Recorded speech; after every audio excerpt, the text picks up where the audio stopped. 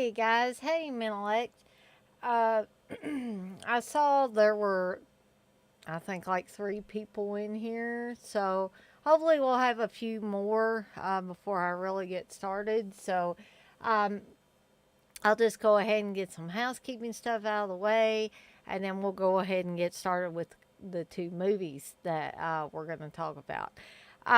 I did want to remind you that next Wednesday, I already have my movies picked out for Cheese Extreme Wednesday. Those movies will be Inseminoid and Invasion of the Blood Farmers. And you can see this is a Severn release here. The other one is Inseminoid is a Screen Factory release. So I wanted to let everybody know beforehand that's in here what we'll be covering next Wednesday.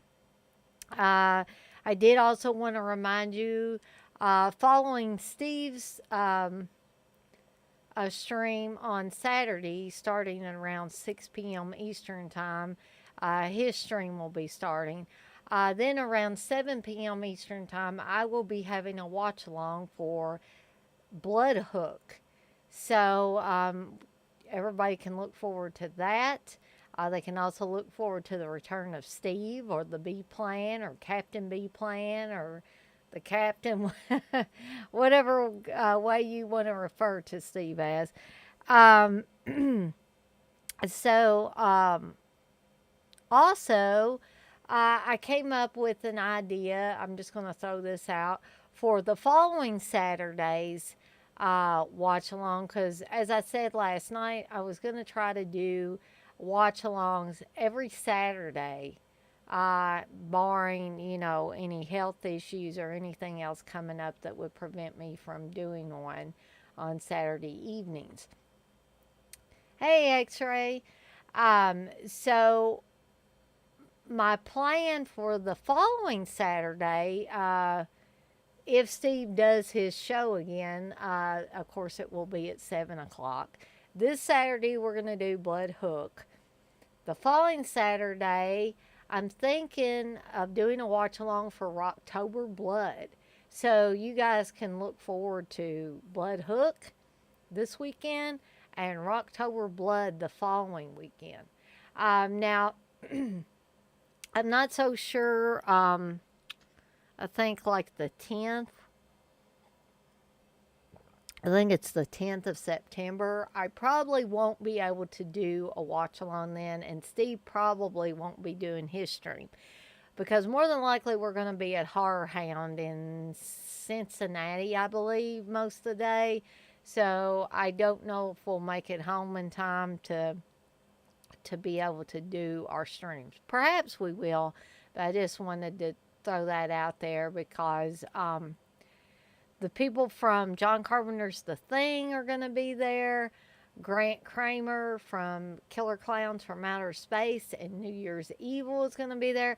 And we just found out that Ian McCullough is going to be there as well. And I'm really excited. I want to meet him because he's in Zombie, of course. So I'm really thinking we're going to go this time. I have tickets that I've had for, I think, a couple of years now. That thankfully Horror Hound is still honoring these tickets. So, anyway, moving on from that, I did want to remind everybody about my Deadites on Deck Facebook page where I will be advertising my streams. I put the one up for tonight up, and before the night's over, I hope to be able to put the Blood Hook watch along promotion up on there as well. I also, in the description for this video, not only do I have the link for the Deadites on Deck Facebook page, but I also have a link to my YouTube channel, Evil Dead Chick, where I show the Deadites on Deck streams. There is a link for my Etsy shop, the Morbid Beauty Boutique. As I said last night, I'm going to be trying to put out some new products using water slide decal paper. Haven't had a chance to try that out yet. It may be Friday because I took off. I took off today because I had two mental health appointments, and I took off Friday because Steve's taking off, and my supervisor said it would be okay, even though I kind of gave him short notice. But she's real good about stuff like that. So I'm also taking off Friday. So maybe I'll get a chance to play around with those water slide decals on Friday. So, but I also have other things on the Etsy shop page right now. I have stickers, last drive-in stickers, horror candles, last drive-in candles, a bunch of different scents and colors that you can pick from. You can just ask Texas because he bought some stickers from me and two different candles. So I think he'll probably vouch for the quality or non-quality of those items. Um, Actually, my first sale was to Darcy, the mail girl, Joe Bob's current mail girl on the last drive-in. Um, she bought one of my Ernie candles, which those of you that watch the last drive-in will know that Ernie is the bearded dragon that's on there. Thank you, Texas. Um, I also got a very nice, speaking of my Etsy shop, I also got a very nice review from someone that bought some pint glasses from me. He said that although the mail carrier, he said when he got the package, he was a little worried because it looked like Ace Ventura had drop kicked it or done something. So the box must have looked pretty bad when it got to him. But he said because I packaged everything so well, the glasses were fine. And he really liked them, said they were one of a kind. So, I guess this guy will vouch for my pint glasses at least. Plus, he said he got some nice stickers. So I threw in some free stickers with his order because he bought two pint glasses. So he spent $24 just on those pint glasses. So I threw in, a few extra stickers um, for him as well. Um, and I usually try to do that, throw in some extra stickers of some kind. I think probably with Texas, his order, I think Steve threw in like his captain's quarters stickers, or maybe one or two of those in there. Let's see. And there's also a link to my T Public page. But soon, I'm going to, probably the next time I get paid, which will be next week, next Friday, I'm probably going to be investing in a heat transfer press, the Cricut brand, because it got like tons of good reviews, and it's also only 12 by 10, and I don't have a lot of space to like store equipment, and Steve would probably be a little irritated with me if I got a very large thing just to make t-shirt transfers. And I also think he thinks I'm going to have so much overhead that I'm not really going to make a profit. But, it's not like I'm going to make a bunch of shirts and then they're going to sit around here and not sell. I'm going to do a made to order thing when I offer them on my Etsy shop.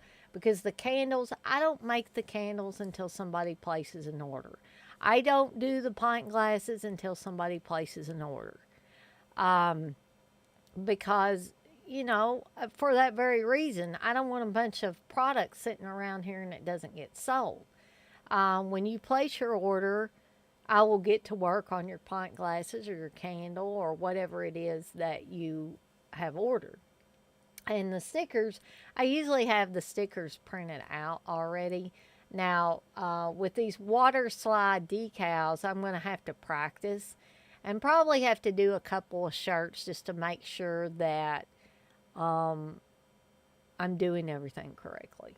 So that's some things that are on the horizon. Um, so, with that being said, I think I'm going to go ahead and get started with the movies. And Texas, I don't know if you were in here when I showed what I was going to be doing for next week's Cheese Extreme Wednesday, but I'll show these again real quick.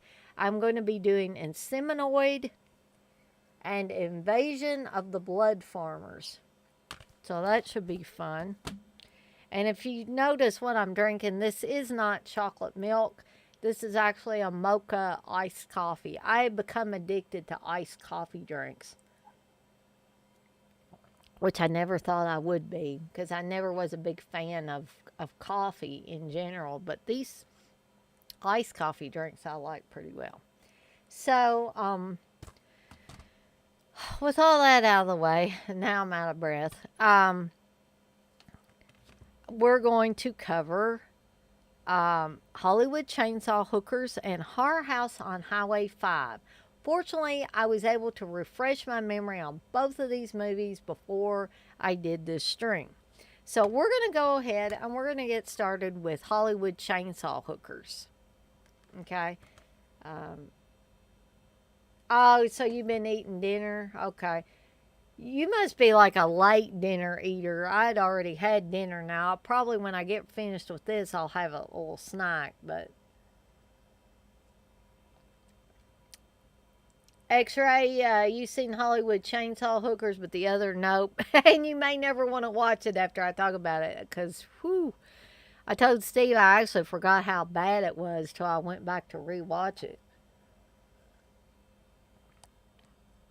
Okay, so Hollywood Chainsaw Hookers, directed by Fred Owen Ray, has Linnea Quigley, Gunnar Hansen, Michelle Bauer, when she was going under the name Michelle McClellan, Don Wildsmith, Trisha Burns. Some of these people you may be familiar with the names, especially Linnea Quigley, Gunnar Hansen, Michelle Bauer, and possibly Don Wildsmith.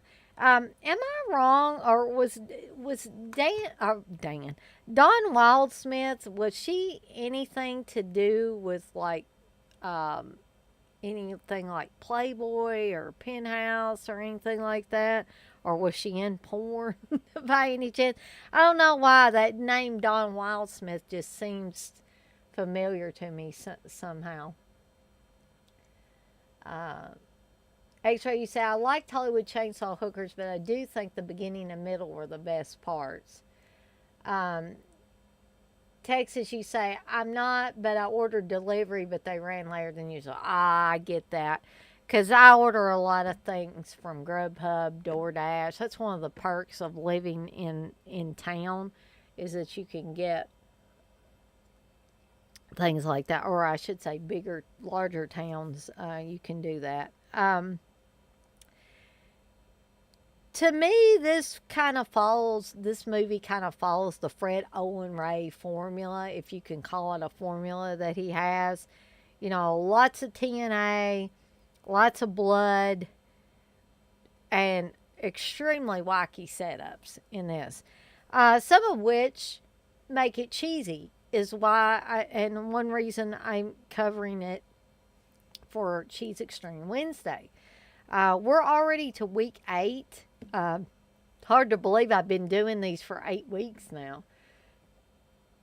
But I always have enjoyed Fred Olen Ray's movies. There was a time when Fred Olen Ray was signing autographs for free. This has been it's been several years ago, and I don't know, he may still sign for free, but I almost wish I'd went up. Well, actually, I do wish I'd went up and met him and got a free autograph, but for whatever reason, me and Steve didn't. So, let me read a little bit of the plot. This is definitely not a complicated plot. So, Retro Media, which is Fred Olen Ray's company, presents a special high definition Blu ray edition from a 2 scan of the 2K scan of the original 35 millimeter camera negatives, which it does look awfully good for such a low budget movie. Yes, Fred Olen Ray is the poor man's Jim Wynorski. Join Detective Jack Chandler as he tracks a runaway teen, played by horror queen Linnea Quigley, into the dark recesses of Los Angeles' most stringent religious cult. Beware the chainsaw worshipping madman, played by Texas Chainsaw Massacre's original Leatherface, Gunnar Hansen. And above all else, watch out for the saw wielding vixen performing the virgin dance of the double chainsaws. So you start out the movie pretty much with like a pretty spectacular kill scene, and a very kind of humorous kill scene. So a hooker played by Michelle Bauer picks up this construction worker at a bar and takes him back to her hotel room with there's a big Elvis picture on the wall. Uh, and she actually, I guess she's supposed to be putting on Elvis music, but I don't think it was really Elvis because they probably couldn't afford Elvis, I would imagine. But a lot of older type sounding music is played in this movie. It's sort of the music in it sort of reminds me of Blood Diner, to be honest. And also, the I know we're not talking about Horror House on Highway 5 yet, but the music in Horror House on Highway 5 is also very reminiscent of like a 50s or 60s type feel, early 60s at least, late 50s, early 60s maybe. And also, Horror House on Highway 5, it seems like that's the time period they're trying to do, or some of these people look like they're straight out of the 50s. But anyway, back to Hollywood Chainsaw Hookers. So, Michelle Bauer plays a hooker named Mercedes, no doubt. So, she takes the construction worker back to her hotel, and, they have a lot, there's a lot of dick jokes in this, including jokes about a private dick or a private detective that is looking for Linnea Quigley's character. So, of Sam, Samantha, I think, and she goes by Sam sometimes. And you see her stripping in this club or this bar or whatever at one point. So, there's like I said, there's a lot of dick jokes in this movie and a lot of TNA. So you guys that like this stuff, which I would imagine would be pretty much all of you, you're gonna like this. Um, if not for anything else but the TNA, and guys, I mean, I'm not saying that you are obsessed with dick jokes or anything, but guys find that funny. Found it a little humorous, but guys tend to find that kind of stuff really funny. Like how they say dick and fart jokes. Guys just gravitate towards that, just like they gravitate towards TNA. Um, yes, Aaron, everyone likes a good dick joke. There are numerous ones though in this movie. Um, Yeah, X-Ray, it was good seeing Gunner using a chainsaw again. You said the first chainsaw attack in the hotel room is very surreal. Yes, because she gets the guy all excited and she makes a joke about stiff joints, and tells him that he doesn't want to, finish too soon and then the fun be over. So she tells him she's going to get a sexual enhancement device or something like that. And you've already heard Don Wildsmith's character, who is a really her character is a really kooky, crazy character. Um, the movie actually starts out with her talking about. I guess she's talking to the cops, and they said, "So what did you do?" And she was like saying she picked up this guy and took him back to her place, and Then she got out a sexual enhancement device, and they lay a chainsaw down in front of her and say, "Is this what you're speaking of?" And she's like, "Yeah." And she's smoking a cigarette the whole time. And she's a kooky character that shows up a couple of times in the film. But anyway, back to the pretty much the first kill of the movie. So Michelle Bauer says she's also going to get a sexual enhancement device out. And I'm guessing the guy, he's got his eyes closed and he's hearing this noise. And I'm thinking at first he must think it's some kind of vibrator, dildo type of thing. And then he opens his eyes, and of course, in the meantime, she's covered the walls in plastic because she don't want to get blood on her Elvis picture. And she's put a shower cap on her head. And actually, I don't know if you guys can see that real well, but that first picture there, that is Michelle Bauer with the chainsaw. And yes, she's naked and got a shower cap on her head. Um, and she spends, even before she gets to this point, she spends a long time taking her clothes off. And I kind of laughed, and I told Steve, I said, I think all these chicks in here had fake boobs because I'm pretty sure Michelle Bauer did. I know Linnea Quigley did by this point. And then I'm going to talk about one chick, I think that was Trisha Burns. I don't know if that's her real name or that's a pseudonym, a fake name or not. But I'm going to talk about her in a minute. So, pretty much Michelle Bauer ends up slicing and dicing through this guy. And every time one of these hookers has got a hold of some guy, you see like Gunnar Hansen's character kind of hanging out in a black robe or cloak or whatever in the bushes, peeking in the windows and stuff like that. It's kind of funny. Um, I'm sure Steve likes the nudity in it. Actually, he came through the living room a couple of times when I was rewatching this afternoon, and he said, "Is that my copy?" I said, "No, it's mine," because I did actually buy a copy of this on Blu-ray. Because I find it enjoyable. I'm not really into the TNA. I just find the whole movie enjoyable. The thing about the chainsaw worshiping cult, and it has, people like Linnea Quigley in it and Gunnar Hansen. I'm not the hugest Michelle Bauer fan. Don't anybody get mad at me. I don't hate her. I just was never as big a fan of hers as I was, like, say, Linnea Quigley.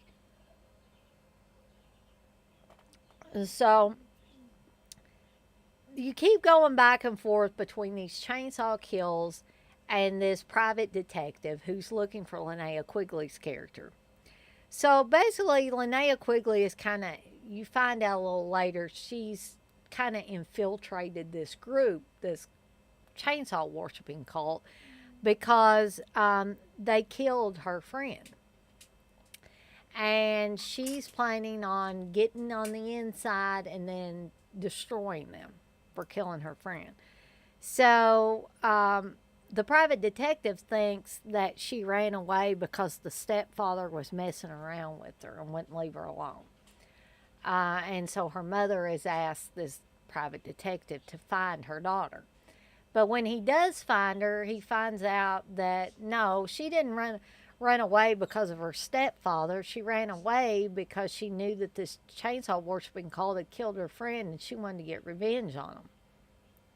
So Linnea Quigley's character of Sam ends up going back and forth between being like tough and she's going to kill these guys and all that, to being kind of sensitive, to being hot for this private detective. It's uneven balance, but it's still pretty cool within the confines of this movie. It doesn't really matter that she just doesn't stick to one personality type. Um, Actually, you say I got to review Bloodsucking Pharaohs in Pittsburgh. Yes, that would be a good idea. I think I only have a DVD of that, and I probably will have to refresh my memory. But yes, that would be definitely be one to cover at some point. I also need to cover Evil Laugh, which is another one that I don't have um, on Blu-ray, but I do have a DVD of it.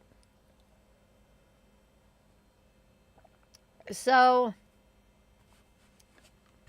I could go on and on about this, but this does have crazy kills with a chainsaw. It has Linnea Quigley. It has Michelle Bauer. It has Gunnar Hansen. And it is directed by the one and only Fred Olen Ray. Um, so I don't know, what else I could say about this other than the cheesiness essentially comes from, I think, the setups and some of the dialogue. And I don't, I really don't think Fred Olen Ray expected any of his films to be taken seriously. The ones that he has made, I believe he made one called Alien Dead. I could be wrong, but I thought that was his. He did Scalps. He did this one. So I don't think any of his movies are made to be taken seriously. I think he wants you to laugh. I think he wants you to have fun with these movies. And I definitely did have a good time rewatching this film. Of course, I'm not a guy and I'm not a lesbian, so I'm not really into the TNA. Uh, but the other aspects of it I found highly entertaining. So yes, I would recommend it, especially if you've never seen it. If you want to, see if it's maybe on YouTube somewhere or it could be on one of the streaming channels, you could possibly find it on Tubi. I'm not really sure. There is a ton of stuff on Tubi right now, and it seems like they're getting more and more stuff all the time. So if you've never seen this and you want to check it out before you actually consider purchasing it, I would say check Tubi, check YouTube, and see if there's a copy on there that you can watch. Now, Maxim Magazine actually said this was the fourth greatest B movie of all time. I'm not sure what they thought the other three were. Maybe at some point I can look it up. This does have some pretty cool special features on it. It has a new audio commentary with Fred Olen Ray. It's moderated by David Ducoctu, or I might be Dakota, or I don't know. I'm probably massacring that. Maybe it's Dakota. Maybe that's how you pronounce it. Remembering Hollywood Chainsaw Hookers 27 years later. A new video featurette with Michelle Bauer, Jay Richardson, and Fred Olen Ray. Original trailer, making of video, Night Owl Theater, and more. This is a very short movie at only 75 minutes. It is not rated, and you do get 5.1 stereo sound on this one. I'm trying to remember what the year was for this one. And I'm having a hard time remembering. Does anybody remember exactly the year for Hollywood Chainsaw Hookers? X-Ray. He's the poor man's Fred Olen Ray. That's gonna bother me now, so I gotta look that up here. Let's see.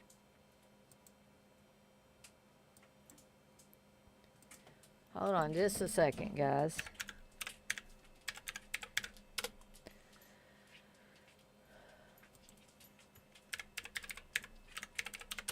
Boy, somebody will know it by the time I find it. 1988. Okay.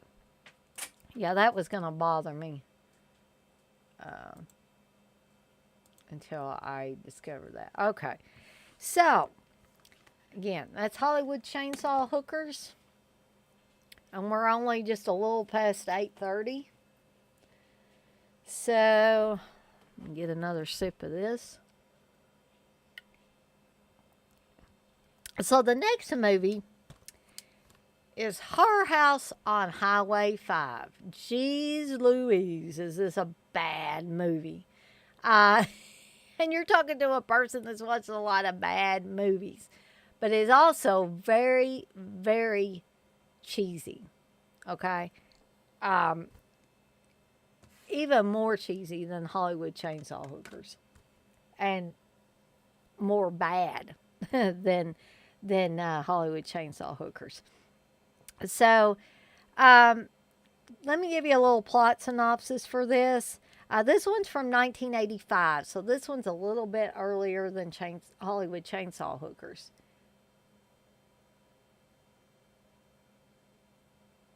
Who lets themselves get hand drilled to death? It's exactly X-ray.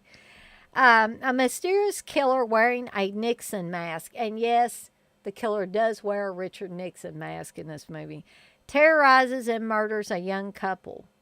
So it definitely could not be 50s or 60s. It would have to be sometime after that. But just like the style of some of the clothes some of the people have on and things like that just make it seem almost like you can't pin down the year, sort of. And maybe that's what they wanted. So, a mysterious killer wearing a Nixon mask terrorizes and murders a young couple. A professor assigns his students a project investigating the strange events connected to a possibly dead Nazi scientist, Dr. Frederick Bartholomew. The doctor's assistant kidnaps students, holding them hostage and torturing them. Meanwhile, Nixon stalks the night. One of the most confusing and compelling homemade horror films ever made, future music video director Richard Casey's debut feature film, shot over years on nights and weekends, is a delirious collage of oddball gore, ludicrous plot twists, and a general mellow of weirdness unlike anything else in cinema history. Newly restored from original 16mm vault elements, Vinegar Syndrome presents one of the quintessential cult movies of the 80s, officially on Blu-ray and DVD for the first time anywhere in the world. Yes, and there is a hand drill, but a hand drill is not the only thing that is used. I guess they thought this was just really cool for the cover. And the cover is probably the best thing about this movie.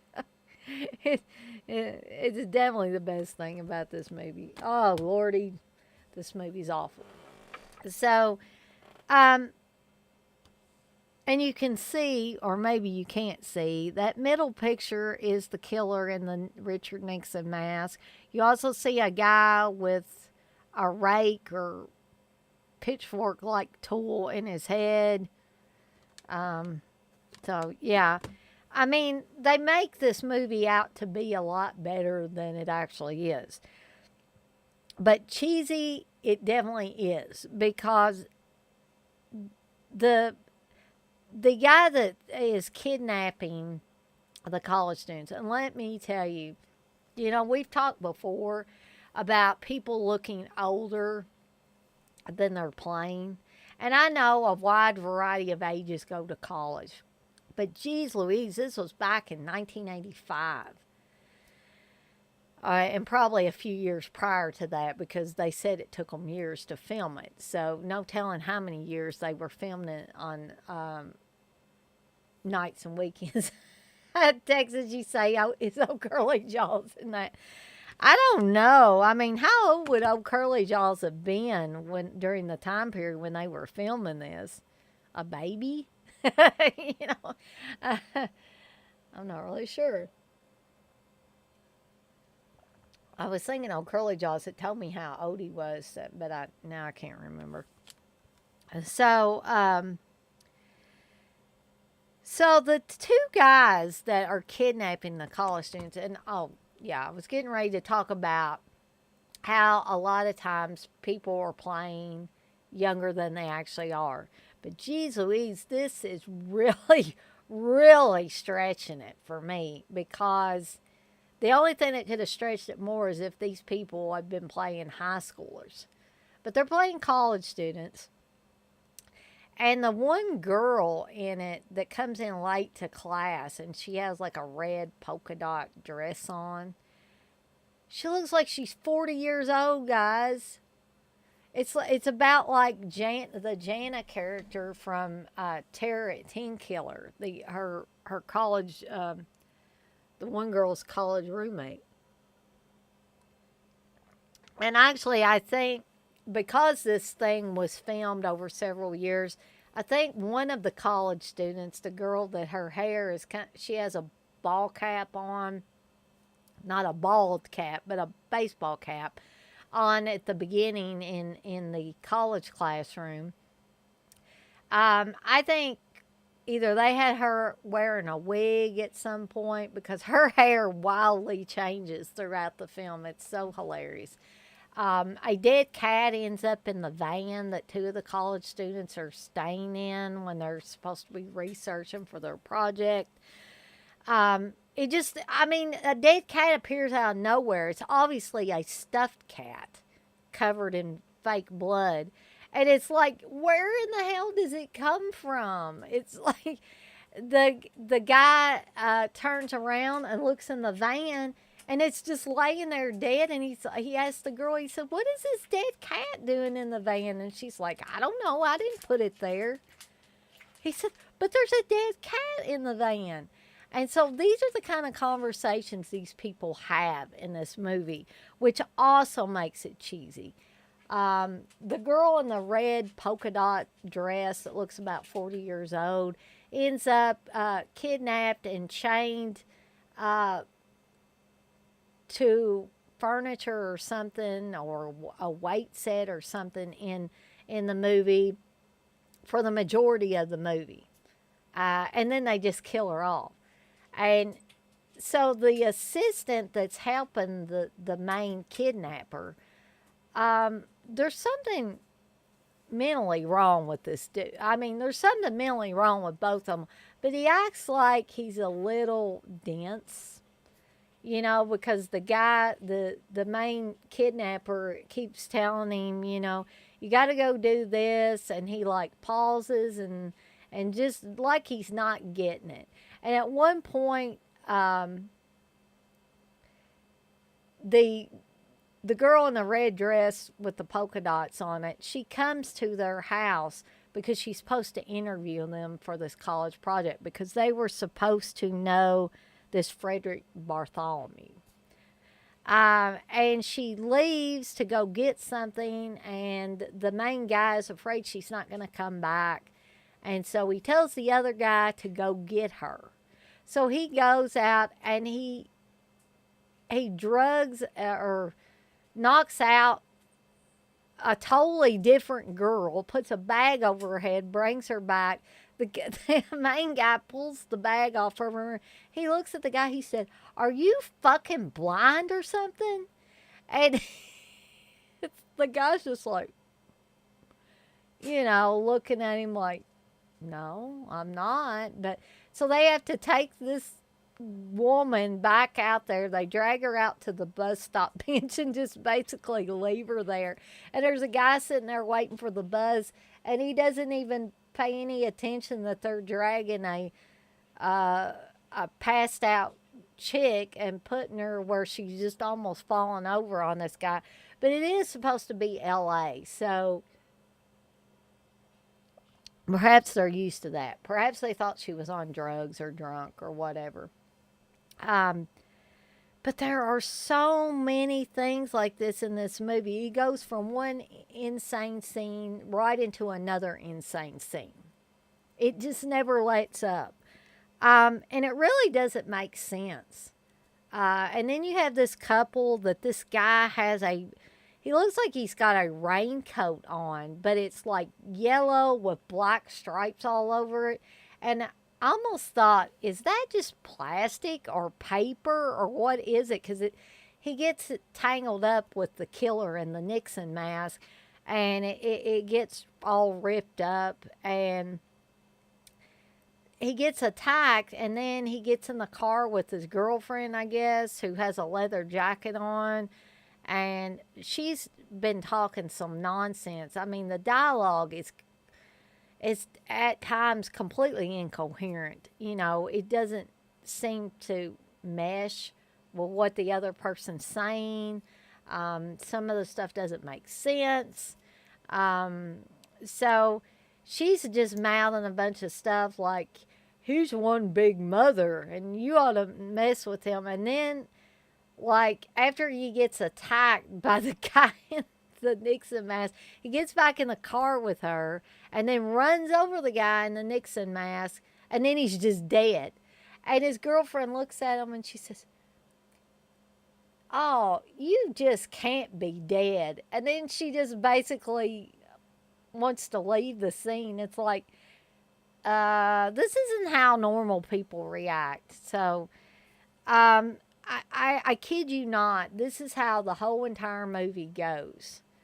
Until there's just one girl left. And I'm not afraid of giving away the ending because the whole movie is so crazy. I don't think you would mind even if you go and watch this later, because this is another one where the killer is not never really revealed. He never takes the Nixon mask off. So once he gets it from another guy that has it, he kills that guy and takes his Nixon mask. Why they chose a Nixon mask, I don't know. Maybe they thought it looked creepy. But so once the killer gets the Nixon mask, he never takes it off the entire movie. You never see the killer. But you're assuming that it's this Frederick Bartholomew, this Nazi scientist. And then the other two guys that are doing all the kidnapping, they're his helpers. And I think really what it turns out to be is he's their father. Frederick Bartholomew is their father because at one point the head kidnapper is writing a letter to his brother. And I'm not sure if the really dense guy is supposed to be his brother or it's the guy at the end that's driving the van that's his brother. Whoever Gary is. See, you can see how convoluted this movie is that I can't even remember who Gary is. So it could be that Gary's a really dense guy that's helping him with the kidnapping, or it could be this guy that's driving the van at the end. But it looks like chicken scratch, this letter. You could make out Dear Gary, and that's about it. The others looks like just chicken scratch, like I said. So the one girl that her hairstyle, I said it looked like she had a wig on in some of the scenes because obviously with them having to film it over several years, her hairstyle might have changed, and so they just slap a wig on it no matter how bad it looked. It actually looked worse than the wig that Jamie Lee Curtis has on Halloween 2, if that's possible. So, that girl's the only one that's left alive at the end. She's, stumbling around on the freeways in LA, and a guy driving a van stops. A guy that you hadn't seen, I don't think, in the entire movie until now. Stops and picks her up, and, I knew something wasn't right about this guy because he kept encouraging her to go in the back of the van and get some cocoa, and he said he had some blankets back there, and he keeps insisting that she go back there, and I was like, yeah, something's not right here. And he says he's going to stop at a call box. Evidently, in the 80s, they had these phones on the side of the road, and they called them call boxes, at least in LA during that time period. And he says he's going to stop at one of these call boxes, and he's going to call the cops for her.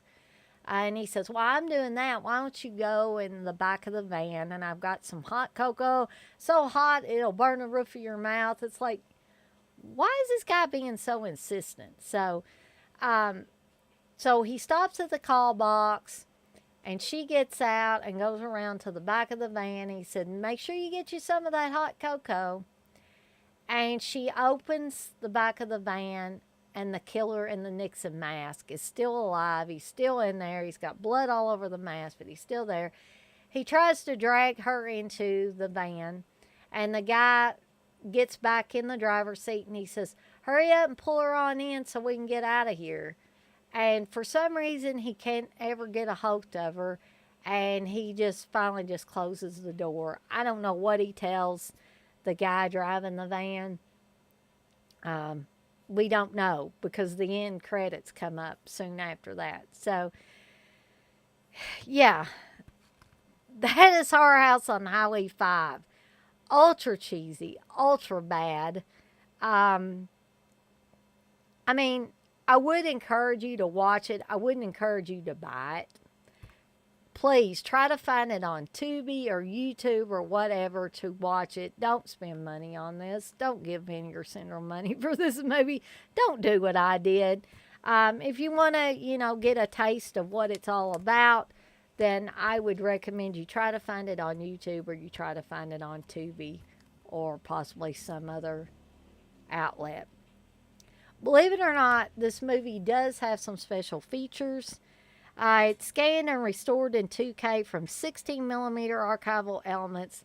Guys, it really doesn't look that good even though it's scanned and restored in 2K. X-Ray, you say these cult movie labels always try to polish these forgotten turds. They're forgotten for a reason. Yeah, and I should have realized that, but unfortunately I didn't. Return to Horror House on Highway 5, making of featurette. Commentary track with director Richard Casey. Beach Party with Vaughn, music video directed by Richard Casey. The impetus for Horror House on Highway 5. Alternate full-frame presentation. Why you would want to watch that, I don't know. Of Horror House on Highway 5. There's also reversible cover artwork by Kevin Thomas. And I can show you that other cover art, which is right here.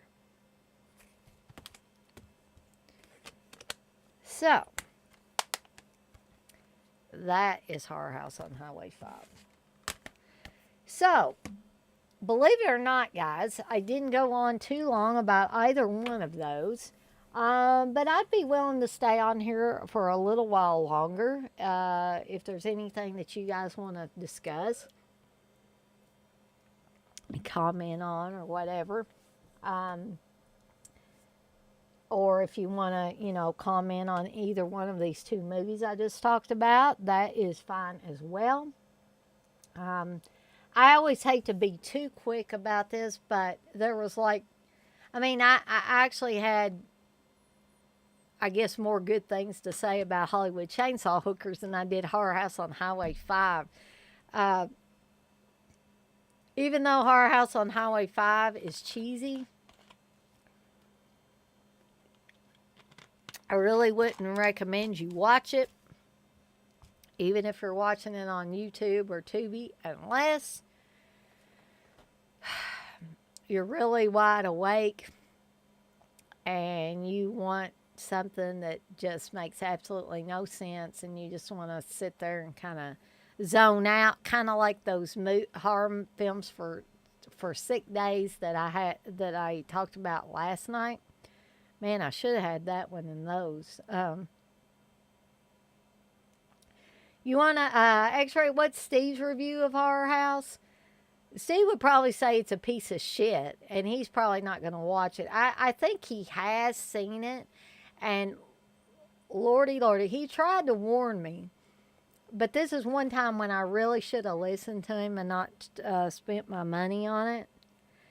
But, I was thinking that it was maybe going to be one of those things that was so bad it was good, But no, it's not. It's got ultra cheesiness to it, but it's, people talk about Terror on Tour and things like that I like. But, geez. Horror House on Highway 5. Ooh. I don't know. I think that guy should have just stuck with making music videos, personally. Has anybody even heard of Richard Casey? I mean, that name is not Let's look this dude up. I'm not familiar with this guy.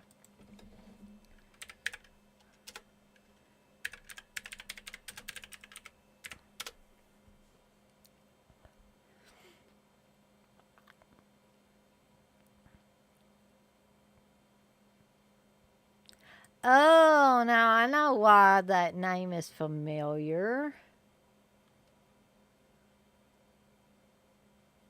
Because he was a puppeteer on Frankenhooker. Evidently. See if this is the same. I don't know if this is the same Richard Casey, though. Maybe not. Maybe not. Let's go back. Okay. So, Richard Casey is a director and editor known for Hellbent from 1988, Horror House on Highway 5 from 85, and Horror House on Highway 6 in 2014, which I have never seen. He's the father of Maggie Casey, but I don't know who that is. He was a part of the additional crew for Alligator. So, he did do Blue Oyster Cult Burning for You music video in 81. He did the Aldo Nova Fantasy music video from 82, and also the Aldo Nova Hold Back the Night music video from 83, all before he put out Horror House on Highway 5 in 85 and Hellbent in 88. He also did a video documentary called Angry Samoans, true documentary, in 95, and he did Horror House on Highway 6 in 2014. He's also been an editor, a writer, a cinematographer. He's been additional crew, a composer, sound department. Let's see who this Maggie Casey is. Oh, she was in Hellbent. So, I mean, there's not really any other information about her.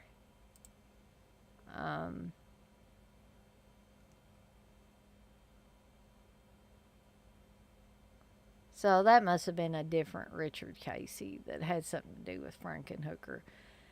So, yeah, not a lot about that guy. So he must have not been a huge, like, I like Blue Oyster Cult, and I like that song Burning for You, but that name didn't really resonate with me.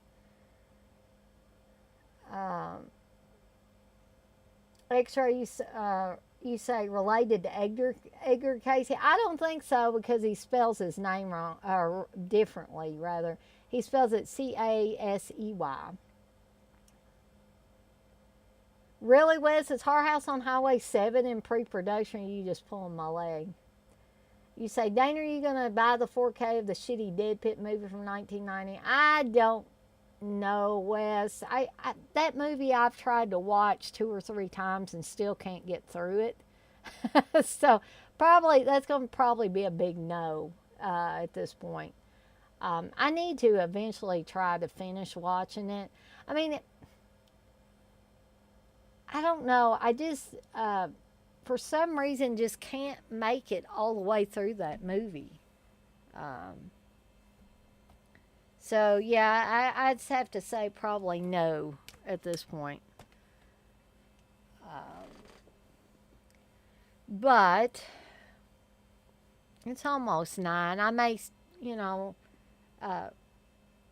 it's terrible. That's why, LOL. Yeah, I mean, I knew that you said that it was a pretty bad movie, but sometimes I like movies that other people think is bad. But I was just talking about Horror House on Highway 5, of course, and I had forgotten just how utterly bad that movie was. So, and I'm I'm really sorry I bought this one now. I really am. Hollywood Chainsaw Hookers, I'm not sorry I bought. But Horror House on Highway 5 is one, like I said, I wish I had listened to Steve actually on it and not purchased it, not spent money on it. Oh, goodness. Oh, sorry, guys. Um, so, Wes, you probably weren't in here when I was talking about this coming Saturday. I'm doing a watch along for Bloodhook. And the following Saturday, barring anything going on, I'm planning on doing Rocktober Blood Watch along. So, actually, you say you could probably sell that disc. There's always hard to buy anything. Wes, you said the Vinegar Syndrome Blu-ray is out of print. It's worth big money. Oh, yeah. Well, this if you're talking about Horror House on Highway 5, uh, that is the version I have. This Vinegar Syndrome release. So I guess if I get hard up for money, I might look into that. After you say, "See, sell that turd." I don't know. I have, even though things are awful sometimes, I don't know why I want to hold on to shit. Um, I just have a hard time letting loose of stuff, even if it's really bad, and I don't know why that is. I really don't. Um, I can hear Brandon whine, and he's probably wanting me to come in there, which I will be soon. Oh, Wes, while you're in here too, I've been telling everybody that I've got something called water slide decal paper. And I'm gonna be making some mugs with some different images on it and some tumblers with some images on it. So Wes, you got any, imagery, horror movie or otherwise that you think I should put on a mug or a tumbler? Um, I'm also going to be investing in a heat transfer press here in about the next week or so that I can make my own t-shirt designs and be selling those on my Etsy shop. So if you got any ideas, if there's some designs you think you might be interested in, please share because um, you think I should make a Captain B playing tumbler? Uh, okay, I'll talk it over with Steve before. You know what we should do?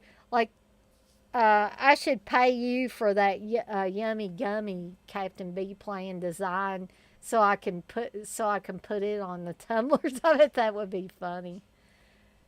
I'll talk it over with Steve and see what he thinks if he wants me to like take another picture of him with his captain's hat on and maybe we can turn that into an image.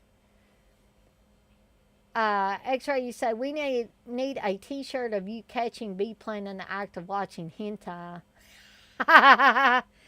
Oh, that would be hilarious. I don't know how I would do it because honestly, I don't think I've ever seen him watch hentai. X-Ray. Maybe he does when maybe he wakes up in the middle of the morning and watches hentai when I'm asleep and don't know.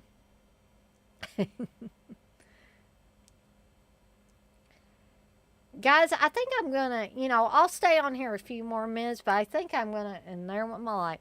I think I'm gonna step away for just 1 second and get something to drink and maybe take some more cough medicine and run to the restroom, and I will be right back.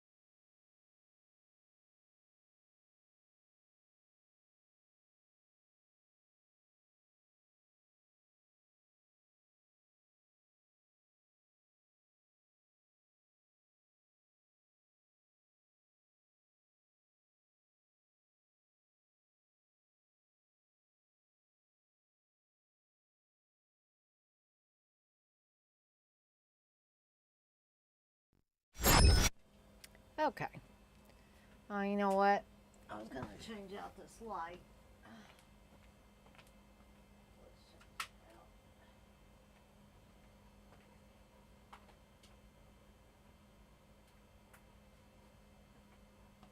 You know, this probably isn't going to last very long, but like I said, I'm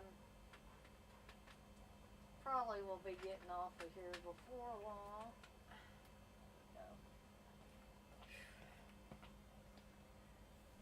There we go.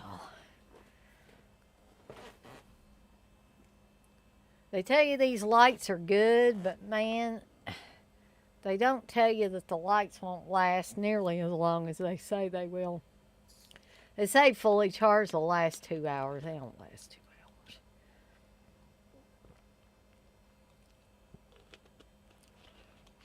Because I ain't even been on here 2 hours. So, anybody got any other ideas for some imagery I can put on some tumblers and ceramic mugs and t-shirt designs that you'd be interested in seeing? As I said before, Dirk told me that he would be in the market for some Jello shirts, in particular Tenebrae. So I'm going to try to come up with some imagery for that. But I got to get my heat transfer press first before I actually start making the t-shirts. And again, like I said, those are going to be made to order. I'm not going to make a bunch of t-shirts and then have them sitting around the house because there's only so many t-shirts that me and Steve can wear. So, hey, John. You say, yo, eating some dinner. I haven't seen these movies y'all are discussing, but I'm sure I will. Well, John, I'll tell you, Hollywood Chainsaw Hookers, pretty good one. Horror House on Highway 5, you could probably skip this movie and never see it in your entire life, and you won't be missing anything, because honestly, I had forgotten how utterly bad that movie was and is until I rewatched it again.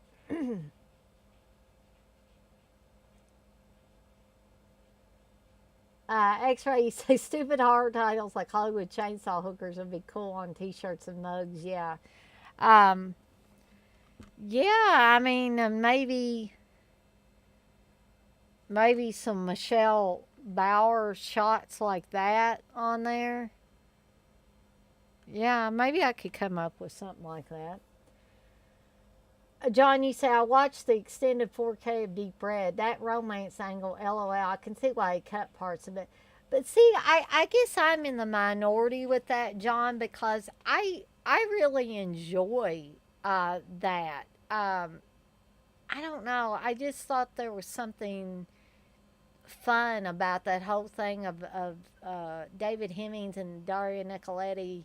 Um, and let me ask you this, because this scene might, or the part of it might be in the regular cut of it. You know where David Hemmings' character is buttoning up his shirt. Um, I always assumed that him and Daria Nicoletti had sex, and he was just getting dressed afterwards, and perhaps she was already dressed. Um, that is what I always assumed, that they came back to his place or whatever and had a little quickie, and then that whole scene where he's buttoning his shirt or changing his shirt or whatever he's doing was because they just had sex. Uh, Johnny said, I did laugh at the Italian Polish guy getting mad Italian style at a Coke machine. Yeah. Uh, oh, the Italian police guy. Yeah, yeah, I remember that scene.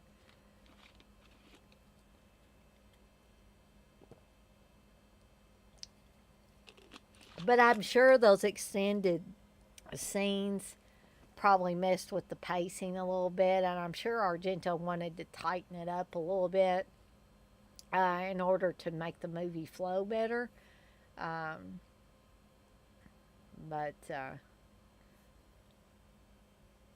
there are times when I like to watch that extended cut, and then there are times when I'd rather just watch that tightened up version, which where the pacing seems more appropriate, I guess. I started rewatching the 4K of Psycho last night, John, and yeah, again, it hit me how incredible that movie looks. And I fell asleep, unfortunately, so I was trying to watch a little bit more of it a little bit earlier. Oh, excuse me. And again, I was just like, oh man, this is amazing. How good this looks. Oh,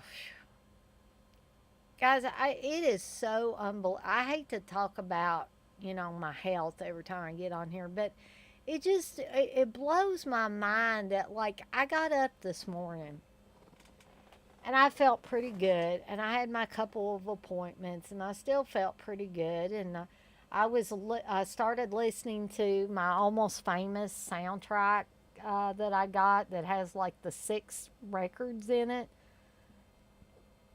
and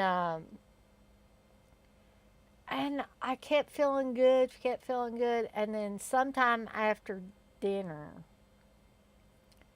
is where and now I just have no energy at all, and you know, I I've said before, I'll say it again. I love my husband, Steve. Steve, for the most part, can be a really great guy, but he just doesn't understand what I'm going through. And I hope he doesn't have to find out. I really don't. And sometimes I feel like other people might not understand. You guys seem like you understand, but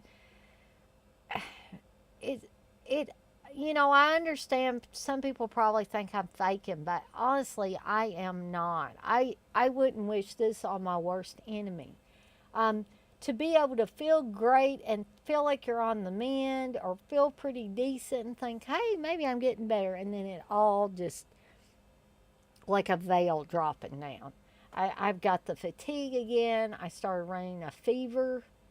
Um, Actually, I checked my temp while, when I went away and went to the restroom and stuff because I was starting to feel so bad. And it's just the temp is back up a little bit again. I've got a headache. My throat is scratchy. I'm aching. I had to take some more ibuprofen, and I'm trying to cut back a little bit on this ibuprofen because it's causing my feet and ankles to swell. And I read up on it because I was worried that my feet and ankles were swelling. And I was like, I wonder if it's the ibuprofen because they got me on like 800 milligram capsules. And so I read up on it, and sure enough, that can cause it can cause you to retain fluid or hold salt or whatever, both of which is going to cause your feet and ankles to swell. I'm like, lovely. But they say as soon as you cut back or quit taking the ibuprofen, that will stop. But I'm like, yeah, I can go so long without the ibuprofen, but at least until the fevers and the aches come back. Um, yes, it is long haul from Rona. Unfortunately, X-ray. Texas say Stillwater Fever Dog. Yep, and that song plus a couple others Stillwater songs are on this as well. Oh gosh. Oh. But like I said, it people I'm afraid that even the people that believe me now and understand me now, if this goes on much longer, then people are going to be like, what in the hell is wrong with you? Are you just trying to get out of work? Because Steve kind of made me feel bad because yes, I did take off from work today because I had 2 appointments, and I thought it in my best interest just to go ahead and take off from work rather than work a little bit, take off for an appointment, work a little bit more and take off for an appointment. They both were virtual appointments, but I just thought it'd be easier just to take off from work. But Steve gets in his head that if I take off from work, that means I sat around and did nothing all day. No, that's not what I did. I tried to do a little bit of cleaning. I took care of the animals. I got his supper fixed. I didn't just sit down. And then he told me that I sat down and watched movies starting about 6 o'clock. It's like, am I not supposed to sit down at all and rest? I know I'm getting kind of pissy sounding, but that kind of stuff just irritates me. A man can come in and sit down, but heaven forbid a woman should come sit down at any point in time and relax a little bit. That just pushes so many buttons on me. And to top it all off, he was in bed, and one of my basset hounds, the one that's young enough to get up on the bed, had peed on the bed, on Steve's side of the bed. I had to strip all the sheets, blankets, mattress cover, all of that off right when Steve went to lay down. And I was washing it and drying it, and he kept asking me, is it dry yet? Did you put it in the dryer? Is it dry yet? And then when I finally did get it ready to put on the bed, the dogs, Darcy was in there running around like it was a wrestling ring, and I was getting irritated, and I raised my voice and told her to stop it. And Steve said I was acting like a crazy woman because I was yelling. But it was because, I feel like I never get to rest. And I feel like I'm never going to get over this if I don't get some rest. And then to top it all off, he acts like I don't do anything, that I just sit around and watch movies all day.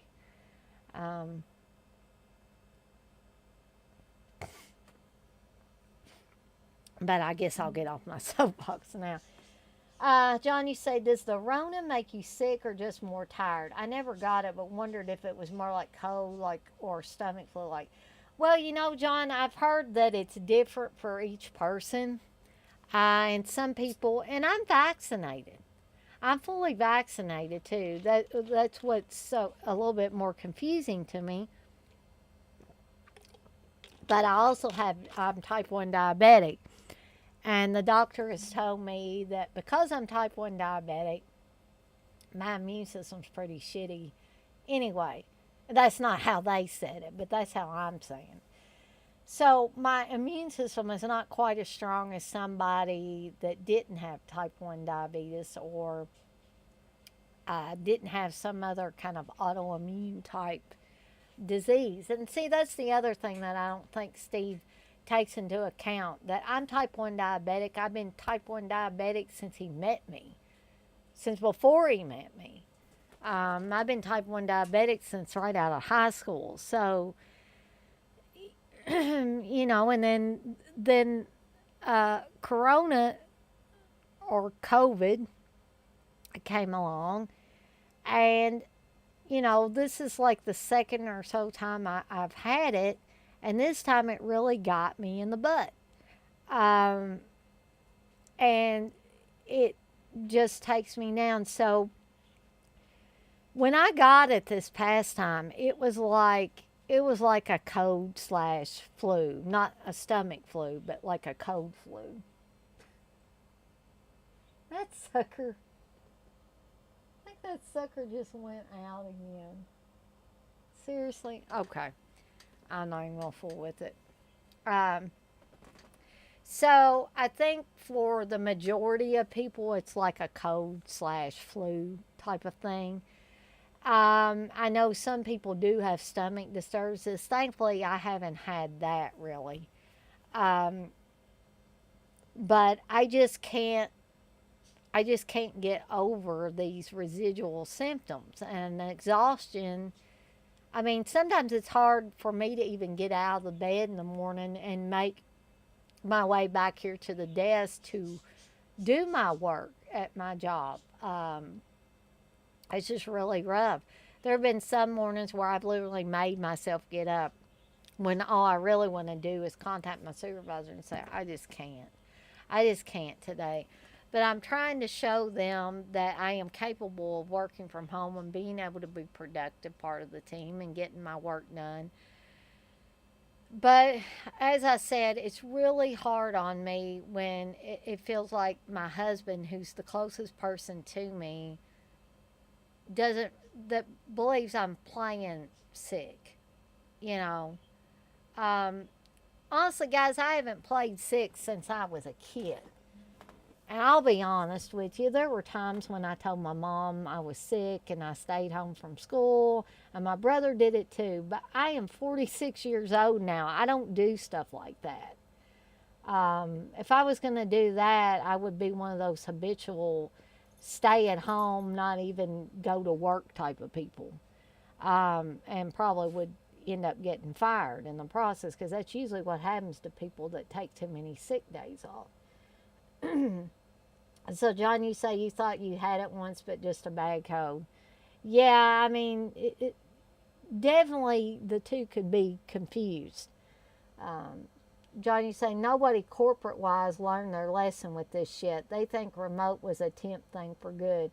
Yeah, and I had my I had my appointment with my therapist today and the psychiatric nurse practitioner today, and I asked both of them about my stress levels and about that being considered a disability from what I read, and that workplaces, although not required, um, when push came to shove, they were advised by ADA to offer accommodations for people that have high stress levels. And this includes working from home. Now, what my therapist and the nurse practitioner told me was I need to talk with my supervisor and see what HR would need from them. They said it would probably entail filling out some ADA paperwork, which is cool with me. Also, probably a letter from my therapist um, describing why, I need these accommodations. So, in the next 2 weeks, I've got to, discuss this with my supervisor, which the only reason I'm hesitant about talking to my supervisor about it now at this point is I'm afraid that they're going to say, "Oh, we get it. You aren't, you're not having long haul COVID effects. You're faking it until, faking it till you make it, until you could see your therapist and your nurse practitioner, and so you could continue to work from home." No, that's not it. I am really sick. I may not look or act sick 100% of the time, but buddy, it's still there.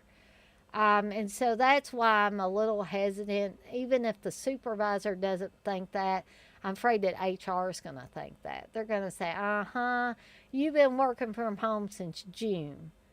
And you just want to keep continuing it. And I'm afraid they're going to, say, nope, nope, and nope.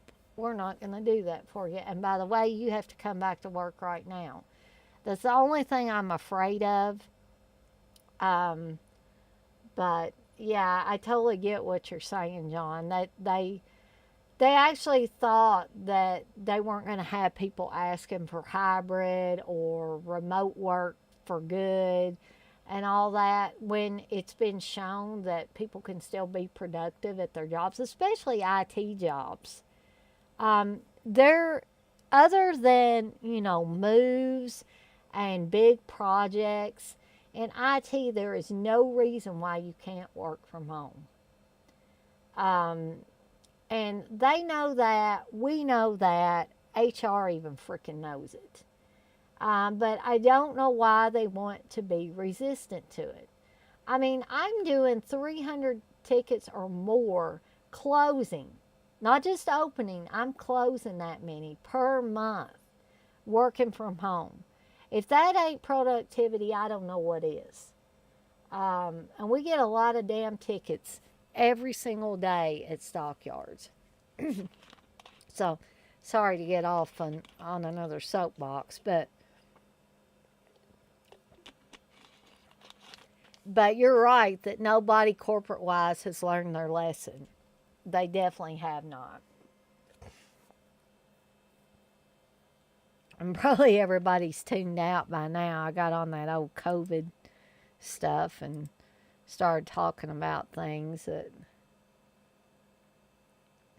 yeah, see, my number of viewers have went down to like 3. Oh man. And I had 7 in here at one time. So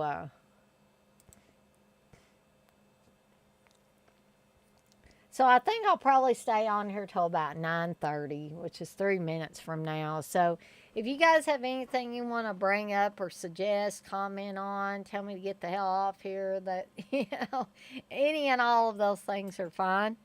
I won't cry. And so,